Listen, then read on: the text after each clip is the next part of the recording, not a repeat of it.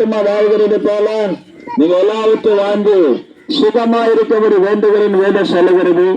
நீங்கள் சுகமா இருக்க வேண்டும் என்று ஆண்டு விரும்புகிறார். நீங்கள் சந்தோஷமா இருக்க வேண்டும் என்று ஆண்டவர் விரும்புகிறார். நீங்கள் சமாதானமா சந்தோஷமா இருக்க வேண்டும் என்று ஆண்டவர் விரும்புகிறார். இந்த இயேசு கிறிஸ்து உலக ரட்சகர்.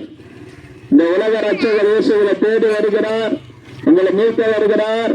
உங்க பாவ சாபத்தை விடுதலை கொடுக்க வருகிறார். உங்கள் கண்ணீரெல்லாம் துடைத்து உங்களை ஆஸ்வதிக்க வருகிறார்.